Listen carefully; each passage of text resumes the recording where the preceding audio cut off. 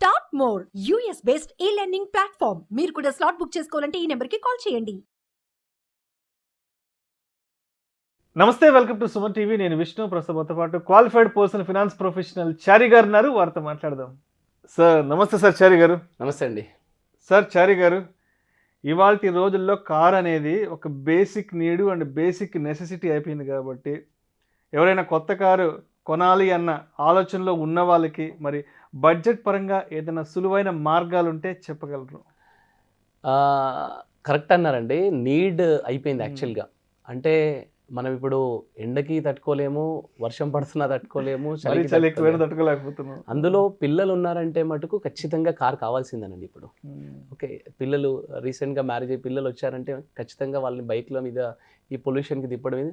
And ప్రతి middle class వాళ్ళకి డెఫినెట్గా కార్ అనేది కూడా మ్యాండేటరీ అయిపోయింది. ఎందుకంటే ఇప్పుడు అదొక ఎక్స్పెన్స్ లాగా అయిపోయిందండి. అయితే కారు ఈఎంఐ ప్లస్ కార్ యొక్క మెయింటెనెన్స్, దానికి కావాల్సిన ఫ్యూయల్, ఇవన్నీ అప్రాక్సిమేట్లీ తక్కువలో తక్కువ 20-25,000 పర్ మంత్ అయితే ఖర్చు అయిపోతుందండి ఖచ్చితంగా. కొన్నిసార్లు ఈఎంఐకే 15-20,000 అవుతుంది. సో పెట్రోల్ ఎక్స్పెన్స్ 30-35 వరకు వెళ్తుంది. ఇదేంటంటే ఒక్కసారి పెట్టే ఎక్స్పెన్స్ కాదు. ఈవెన్ మనం 25 ఇయర్స్లో జాబ్ స్టార్ట్ చేసామంటే ఈవెన్ 60 ఇయర్స్ వరకు కంటిన్యూ అవుతానే ఉంటుంది ఎక్స్పెన్స్. ఓకే, అయితే నేను ఒక స్ట్రాటజీ చెప్తాను. ఇదేంటంటే మేము ఆల్రెడీ ఇంప్లిమెంట్ చేసాము, వేరే వాళ్ళు ఆల్రెడీ చూస్తున్నారు. ఇది ఆల్రెడీ సక్సెస్ఫుల్ ఫార్ములా. ఈ స్ట్రాటజీ కనుక ఫాలో అవుతే, కరెక్ట్గా మనం అనుకున్నట్టు ఫాలో అవుతే, మీరు ఎవ్రీ 5 ఇయర్స్ కొత్త కారు కొనుక్కోవచ్చు. అలా లైఫ్ లాంగ్ కొనుక్కోవచ్చు, మీ పాకెట్లోంచి ఒక 1 రూపీ కూడా పెట్టకుండా. ఎవ్రీ 5 ఇయర్స్ ఒకసారి ఒక కొత్త కారు కొనుక్కోవచ్చు. నేనైతే ఇప్పటికీ స్కూటర్ మీద తిరుగుతున్నా. అంటే మీరు ఇప్పుడు ఈ వీడియో కంప్లీట్గా చెప్పాక నేను కూడా ప్లాన్ చేస్తాను. డెఫినెట్గా మీకు వర్కౌట్ అయ్యే ప్రాసెస్ అంటే ఇదేంటంటే ప్రాక్టికల్గా ఆల్రెడీ ఫాలో అయ్యి అవుతున్న ఇది కాబట్టి మీరు ఇంప్లిమెంట్ చేసుకోవచ్చు మీకు కూడా. జనరల్గా ఇది ఇంకా 25 ఇయర్స్ వాళ్ళకైతే కనుక ఇంకా అద్భుతంగా వర్కౌట్ అవుతుందండి. ఈవెన్ 35 వాళ్ళు కూడా చేయొచ్చు, బట్ 25 వాళ్ళకైతే ఇంకా అద్భుతంగా వర్కౌట్ అవుతుంది. నేనేం చెప్తున్నానంటే, ఎవ్రీ డే జాబ్ స్టార్ట్ అవ్వగానే, ఎస్పెషల్లీ యంగ్స్టర్స్కి, ఎందుకంటే ఒక 5 ఇయర్స్ తర్వాత ఇంకో కొత్త కార్ మళ్ళీ కావాలి అని చూసేది యంగ్స్టర్స్ ఎక్కువ మటుకు. ఒక 5 ఇయర్స్ నడపగానే దాని ఈఎంఐ అయిపోయిన తర్వాత మనకు కొంచెం బోర్ కొడుతుంది, ఆ కారు కొత్త కారు మార్చాలని ఉంటుంది. అలాగే ఎట్ ద సేమ్ టైం ఆ కార్కి ప్రాబ్లమ్స్ కూడా స్టార్ట్ అవుతూ ఉంటాయి అప్పటి నుండే. అందుకని కొత్త కార్ తీసుకోవడం బెటర్, దాన్ని రిపేర్ చేయించడం కంటే. ఓకే, సో ఇప్పుడు నేనేమంటున్నానంటే, ఒక 500 రూపీస్ ఎవ్రీ డే మీరు పక్కన ఒక 10 ఇయర్స్ పెట్టాలండి. ఫర్ ఎగ్జాంపుల్, ఒక 25 ఇయర్స్ పర్సన్ ఉన్నాడు అనుకోండి. ఈ 25 years person 500 rupees per day అంటే around 15,000 rupees per month SIP. Every month 15,000 rupees ఎస్ఐపిలో నెక్స్ట్ 10 ఇయర్స్ ఇన్వెస్ట్ చేస్తారు. చేస్తే ఇక్కడ మీ ఇన్వెస్ట్మెంట్ అరౌండ్ 18 lakhs అవుతుంది. And at the rate of 12% return మీ టోటల్ ఫండ్ వాల్యూ కాస్త 35 lakhs అవుతుందండి మ్యూచువల్ ఫండ్స్లో. ఓకే, ఇప్పుడు ఈ 35 lakhs అయిన రోజు your done, me goal achieve అయినట్టే. ఇదేమైందంటే యాక్చువల్గా మనం 10 ఇయర్స్ టెన్యూర్ పెట్టుకున్న దాంట్లో కొంతమంది 7 ఇయర్స్లో కూడా అచీవ్ చేస్తారు, కొంచెం స్పీడ్గా అమౌంట్ ఎస్ఐపీస్ ఇంక్రీజ్ చేసుకుంటూ. ఇంకొంతమందికి మార్కెట్స్ బాగా చాలా మంచి రిటర్న్స్ ఇచ్చి 12 అన్న దగ్గర 15%, 20% రిటర్న్స్ ఇచ్చిన వాళ్ళు కూడా ఉన్నారు. వాళ్ళు 9 ఇయర్స్లోనే గోల్ అచీవ్ అయిన వాళ్ళు కూడా ఉన్నారు. ఎండ్ ఆఫ్ ద డే ఏంటంటే 35 lakhs అక్యుములేట్ అయిన రోజు వీఆర్ డన్. మనం అనుకున్న టార్గెట్ అచీవ్ అయిపోయినట్టే, మనం ఇంకా స్టార్ట్ చేసుకోవచ్చు ప్లానింగ్. మీరు వన్స్ దిస్ 35 lakhs అక్యుములేట్ అవ్వగానే మీరు ఏం చేస్తారంటే, 12 lakhs ఇనీషియల్గా మాత్రం మీరు 12 lakhs కార్ కొనుక్కోవచ్చండి. ఓకే, 12 lakhs కార్లో ఫస్ట్ 2 lakhs మాత్రం మీరు డౌన్ పేమెంట్ ఇస్తారు. ఈ 35 lakhsలో నుంచి 2 lakhs తీసి 2 lakhs డౌన్ పేమెంట్ ఇస్తారు. ఓకే, ఈ మిగతా 10 lakhs ఏం చేస్తారంటే కార్ లోన్ తీసుకుంటారు నెక్స్ట్ 5 ఇయర్స్కి. ఈ కార్ లోన్కి ఈ 5 ఇయర్స్ టెన్యూర్ విత్ 9% ఇంట్రెస్ట్ అవుతే కనుక అరౌండ్ 20,000 పర్ మంత్ ఈఎంఐ వస్తుంది కార్కి. ఓకే, ఈ ఈఎంఐ ఏదైతే ఉందో మ్యూచువల్ ఫండ్లో మనకున్న 33 lakhsలో నుంచి ఎస్డబ్ల్యూపీ పెడతామండి. ఎస్డబ్ల్యూపీ అంటే ఏంటి? సిస్టమాటిక్ విత్డ్రావల్ ప్లాన్ అనమాట. ఓకే, నేను ఇంతకుముందు కూడా ఎస్ఐపి ఎస్డబ్ల్యూపీ గురించి డిస్కస్ చేశానండి. మళ్ళీ ఒక్కసారి అంటే కొత్తగా చూస్తే వాళ్ళందరికీ ఒక్కసారి జస్ట్ బ్రీఫ్ ఇస్తాను. మ్యూచువల్ ఫండ్లో ఎస్ఐపి, ఎస్డబ్ల్యూపి 2 కాన్సెప్ట్స్ ఉంటాయండి. ఎస్ఐపిలోనేమో ఎవ్రీ మంత్ మీ బ్యాంక్ అకౌంట్లోంచి అమౌంట్ డిడక్ట్ అవుతూ మీరు యూనిట్స్ని కొంటా ఉంటారు.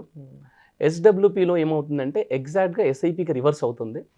మీరు లంసమ్ అమౌంట్ ఆల్రెడీ అక్యుములేట్ చేసిన యూనిట్స్ నుండి ఎవ్రీ మంత్ మన యూనిట్స్ని అమ్మేసుకొని మన బ్యాంక్ అకౌంట్లోకి రివర్స్గా అమౌంట్ వచ్చి పడతా ఉంటుంది అనమాట. This is called systematic withdrawal plan.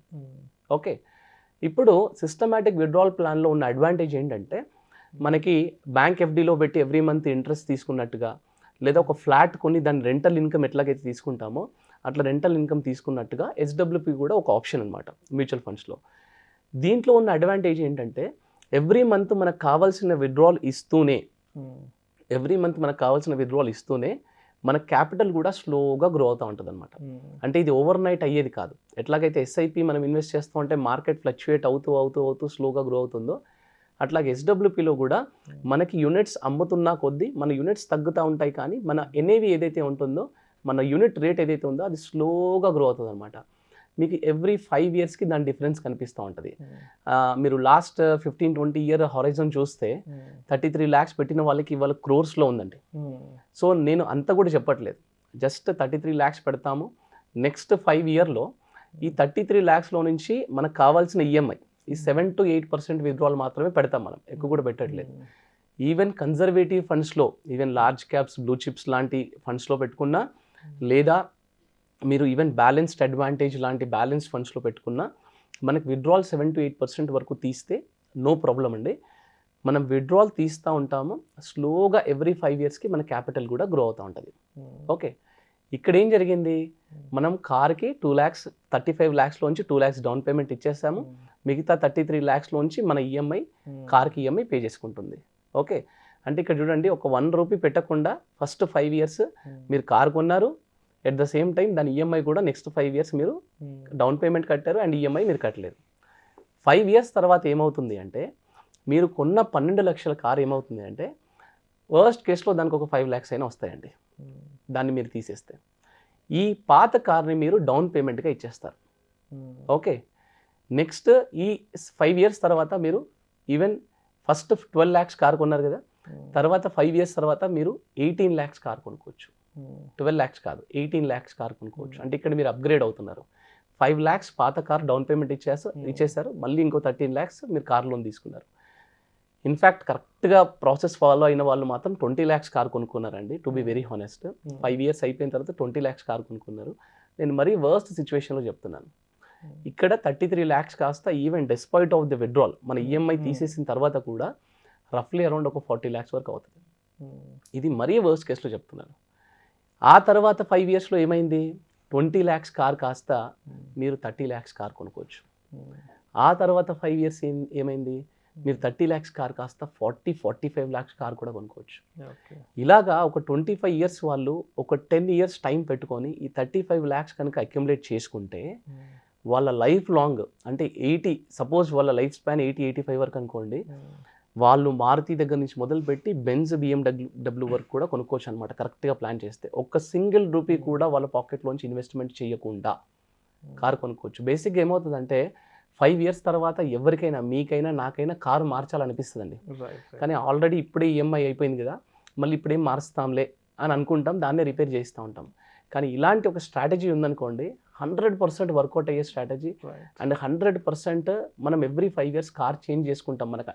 మనకి అంటే మన పాకెట్లోంచి డబ్బులు పెట్టట్లేదు అన్నప్పుడు మనం కొంచెం లగ్జరీగా అయినా, సేఫ్టీ కార్స్కి అయినా వెళ్తాము. అయితే ఇక్కడ ఫైనల్గా ఒక చిన్న పాయింట్ చెప్తానండి. 2 things. ఒకటి, ఎస్డబ్ల్యూపి, ఎస్ఐపి అనేది డెఫినెట్గా it's an outstanding combination అండి, undoubtedly. It's a working out process అది. కాకపోతే ఏంటంటే ఒక డాక్టర్ లేకుండా మెడికల్ షాప్కి వెళ్ళి మెడిసిన్స్ కొన్నట్టు, ఒక ఎక్స్పర్ట్ అడ్వైస్ లేకుండా ఇలాంటి మ్యూచువల్ ఫండ్ ఇన్వెస్ట్మెంట్లు, సొంత ప్రయోగాలు చేయకూడదు. నేను లాస్ట్ టైం ఎస్డబ్ల్యూపి చెప్పినప్పుడు, ఎస్ఐపి చెప్పినప్పుడు ఇదే చెప్పాను, ఇప్పుడు కూడా అదే చెప్తున్నాను. మన వర్క్ వేరే ఉంటుంది, మనము మన వర్క్ మీద కాన్సన్ట్రేట్ చేయాలి. దీనికి మాత్రం ఖచ్చితంగా ఒక ఎంఎఫ్టీ కానీ ఒక ఫైనాన్షియల్ అడ్వైజర్ దగ్గరికి వెళ్ళి కూర్చొని మనం ప్లాన్ తీసుకొని సలహా మేరకు మాత్రమే దాంట్లోని సాధక బాధకాలను ఒకసారి మనం రివ్యూ చేసుకుని, దాంట్లో లాభ నష్టాలను బేరీజ్ వేసుకుని, ఒక మంచి అడ్వైజర్ సలహా తీసుకుని మాత్రమే ఫర్దర్గా ముందుకెళ్ళాలి. ఎగ్జాక్ట్లీ. అంటే మ్యూచువల్ ఫండ్స్లో ఏదో ఊరికే కేవైసీ చేసి ఇన్వెస్ట్మెంట్ చేయడం వేరు. ఇవేంటంటే ఒక సర్జరీ లాంటివి.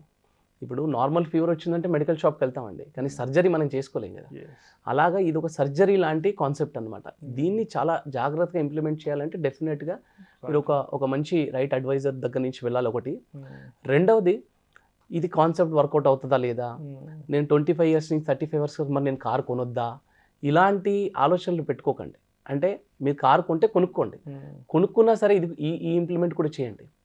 ఎందుకంటే నేను పర్మనెంట్ సొల్యూషన్ ఇస్తున్నాను మీకు. మీరు టెంపరీ సొల్యూషన్ దగ్గర నాకు ఈ ఫస్ట్ 5 years కార్ కావాలి నాకు అంతే అని అలా మూర్ఖంగా ఆలోచించడం కంటే మనం ఇట్లా ఇప్పుడు కొంచెం ఇలాంటి ప్లాన్స్ స్ట్రాటజీస్ ఇంప్లిమెంట్ చేస్తే కొంచెం ఎక్కువ ఈజీగా అవుతుంది అనేది మనం ఆలోచించుకొని లాంగ్ టర్మ్ పర్మనెంట్ సొల్యూషన్ గురించి ఆలోచించుకోవడం అనేది బెటర్ అండి. ఇది చాలా ఇంపార్టెంట్.